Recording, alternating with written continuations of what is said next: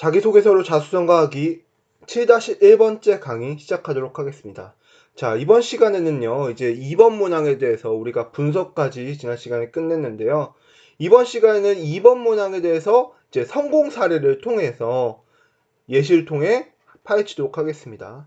자, 이번에도 항상 제가 강조했지만 중점적으로 봐야 될 거, 일단 가장 중요한 거, 첫 번째, 소재를 어떤 소재를 선정했는지 잘 보시고, 그 다음에 이 소재 자체를 이 학생이 과연 이번 문항의 포인트는 뭐예요? 그렇죠. 전공 적합성이죠. 전공과 관련돼서 얼마나 잘 드러냈는가. 그리고 또한 과정이 얼마나 구체적인가. 그리고 이러한 소재 자체가 얼마나 참신한가. 이런 것들을 위주로 보셔야 됩니다. 아시겠죠? 자, 일단 보면서 이제 구체적인 것들 말씀해 드리도록 하죠. 자, 먼저 동국대에 합격한 이제 이땡땡 학생입니다. 이 친구는 뭐 보시면 아시겠지만 동국대학교 법학과를 작년에 합격을 했어요. 그래서 이제 이 학생 거 글을 그대로 가져온 겁니다. 자, 이 학생 거 글을 그냥 간단히 말씀드리면 크게 두 가지입니다. 일단 첫 번째로는 소재 자체를 3개 이내로 기술해달라고 했는데 대부분 학생들이 3개를 딱 써요. 그런데 이 학생은 차라리 2개를 쓰는 대신에 굉장히 디테일하게 쓰는 것을 택했습니다. 알겠죠? 그 다음, 두 번째로는 이 학생이 굉장히 법 관련해서, 즉, 전공과 관련해서 굉장히 그런 준비했던 과정 자체도 구체적이고 잘 드러나 있어요. 자신의 생각 자체도. 자, 이런 것들을 글에 어떻게 녹여냈는지 한번 보시죠. 자, 첫 번째 소재는 학생자치법정위원회입니다. 당연히 교내 활동이죠. 이론으로만 접했던 법정을 직접 운영해 보고자 학생자치법정위원회에 들어갔습니다. 자, 이 학생이 잘한 거 뭐예요? 그렇죠. 가장 먼저 이런 위원회, 즉 소재 이런 동아리에 들어가게 된 계기를 먼저 말하고 그 다음에 이제 이런 동아리에 들어갔다 이렇게 주제문을 뚜렷하게 이제 첫 문장에서 썼죠. 자기가 하고 싶은 말을. 그쵸?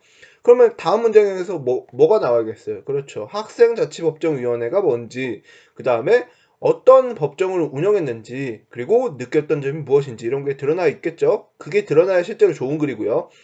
학생자치법정위원회란 벌점 10점 이상을 받은 학생을 대상으로 학생들이 직접 재판을 통해서 어떤 처벌을 내릴지 결정하는 단체입니다. 배심원 대표로 선정된 저는 배심원단의 의견을 모아 하나의 결론을 도출해내야 했습니다. 하지만 많은 의견 중 어떤 의견이 학생의 잘못에 대해서 적당한 처벌인지 판단하기란 쉽지 않았습니다. 자, 지금 보시면 알겠지만 딱 이 학생 거 여기까지 보고 나서 딱 느낀 감정이 딱 한 가지 뭐예요? 첫 번째, 이 학생 거 글은 굉장히 구체적이죠. 딱 봐도 자기 글이에요. 딱 봐도 자기가 경험한 글이에요. 어떤 게 뭐 했고, 구체적으로 어떤 활동을 했고, 어떤 것 때문에 힘들었고, 그런 것들이 굉장히 구체적이죠. 그냥 단순하게 뜬구름 잡아서 난 법적인 것들을 배우고자 뭐 들어갔습니다. 굉장히 뜬구름 잡고 추상적인 이야기가 하나도 없죠. 그쵸? 굉장히 과정 자체도 구체적이에요. 자, 이어서 봅시다. 처음엔 자치법정에서 내려진 처벌이 학교 생활에 큰 영향을 미치기 때문에 신중해야 한다고 생각했습니다. 하지만 처벌을 받고도 같은 잘못을 반복하는 모습을 보고 자신의 잘못에 대해 반성하고 뉘우치도록 하는 처벌이 가장 적절하다는 것을 깨달았습니다. 자, 그렇죠. 이거는 뭐예요? 이 학생이 가장 중요한 거는 법에 대해서 자신의 경험에 대한 자신의 생각이 담겨 있죠. 그쵸? 왜? 내가 법에 대해서 느끼는 생각은 처벌이 가장 적정하다. 자신의 잘못에 대해서 그냥 단순하게 반성하도록 느끼는 게 아니라 굉장히 강하게 잘못에 대해 반성하고 뉘우치도록 하는 처벌이 필요하다라는 게 자신의 생각이죠. 이후 배심원단과 남에게 해야 하는 활동을 해가 되는 잘못을 저지른 경우 봉사활동하도록 하였고, 지금 이 자신의 깨달음에 대한 실천까지 나와 있죠. 흡연을 할 경우에는 흡연 예방교육을 받도록 하여 자신의 잘못을 인지하고 책임져야 함을 배우도록 하였습니다. 또한 모든 처벌에는 교내 상담실인 위클래스에서 상담받는 것을 추가하여 잘못을 저지르는 근본적 원인을 해결하도록 하였습니다. 자, 지금 봐봐요. 이 문제의식에 대한 해결 방법이 정확하게 나타나 있죠. 그쵸? 점차 학생 자치법정이 열리는 일이 줄어들면서 학생들이 긍정적으로 변화하고 있음을 깨달았고 체감하였고 처벌을 결정하는 것은 무거운 책임감이 따른다는 것을 느꼈습니다. 자, 보면 알겠지만 그냥 이 친구는 단순하게 무슨 활동을 했다가 아니에요. 자기가 실제로 어떤 것을 해결했고 그것에 대해서 어떤 것을 느꼈는지를 주로 썼죠. 이 활동을 통해서 잘못을 예방하기 위해서는 자신이 저지른 행동이 왜 잘못되었는가에 대해서 깨달아야 하자며 잘못을 저질렀을 경우 그에 대한 응당한 책임을 따른다는 것을 알아야 함을 배웠습니다. 또한 판사에게 요구되는 올바른 판단을 내리고 공정한 처벌을 결정하는 능력의 밑거름이 되는 활동이었습니다. 자, 봐봐요. 이 학생은 굉장히 디테일하죠. 디테일하고 과정 자체도 구체적이고 내용에 대한 깨달음도 굉장히 많고 자신이 확실히 법에 대해서 관심이 많다. 법에 대해 어떤 생각을 가지고 있다가 드러났죠. 그쵸? 굉장히 좋은 글입니다. 아시겠죠? 모의법정 캠프. 자, 이것도 또 법에 대한 거네요. 진로에 대해 고민하던 저는 자신이 정말 행복하다면 포기하지 말고 도전하는 진로 선생님 말씀에 진로 캠프에 참가하게 되었습니다. 자, 봐봐요. 진로에 대한 고민 과정이 드러나 있죠. 그쵸? 그리고 또한 이것에 대한 계기까지 다 드러나 있죠. 선녀 나무꾼 바탕으로 피고인 판검사 변호사 역할을 정해 모의 재판 들어가는데 저는 변호사 역할을 맡아 나무꾼을 번역했습니다. 나무꾼의 무죄를 입증하기 위해 자료를 조사하면서 나무꾼의 입장만 들었을 때는 선녀의 주장이 터무니없다고 생각했지만 재판에서 아무도 이유도 모른 채 옷을 도둑맞고 처음 본 남자와 결혼해야 했던 상황을 듣고 나니 양측의 입장을 다 들어보고 객관적으로 사건을 분석해야 함을 깨달았습니다.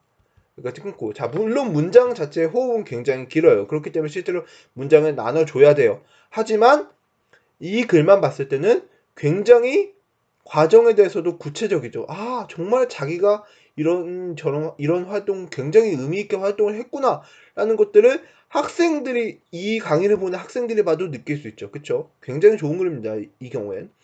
또한 나무꾼이 변호사인 저를 신뢰해야만 진심을 털어놓고 사건에 대해서 진실된 대화를 나눌 수 있기 때문에 대인관계 능력이 중요함을 배웠습니다. 자, 봐봐요.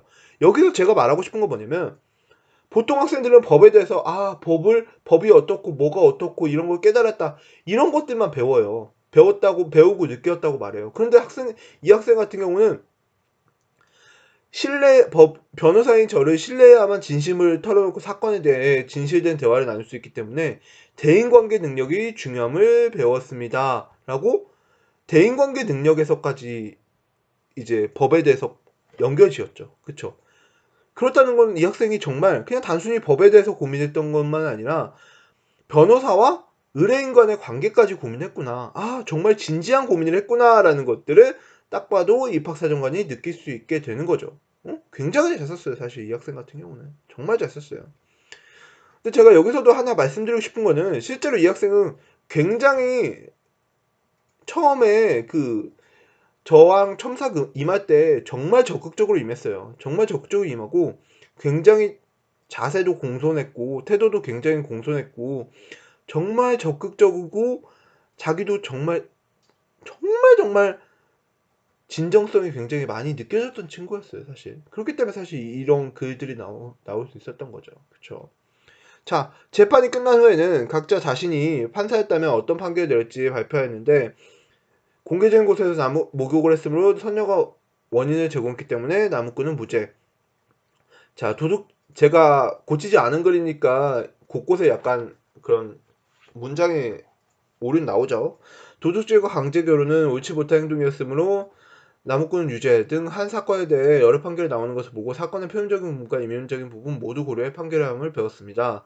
또한 올바른 판결로 인해 피해자의 아픔을 조금 덜어줄 수 있으면 행복감을 느끼고 판사의 꿈을 놓치지 않는 계기가 되었습니다. 자, 보시면 알겠지만 하나의 현상에 대해서 이것도 놓치지 않고 계속해서 뭘 하고 있어요? 그렇죠. 현상에 대해서 썼으면 이 현상에 대한 이런 느낀 점들을 계속 꼬박꼬박 쓰고 있죠. 그쵸? 오케이? 그렇기 때문에 좋은 글입니다. 알겠죠? 왜 좋은 글이라는 건 제가 충분히 앞서서 설명을 했고요. 그쵸?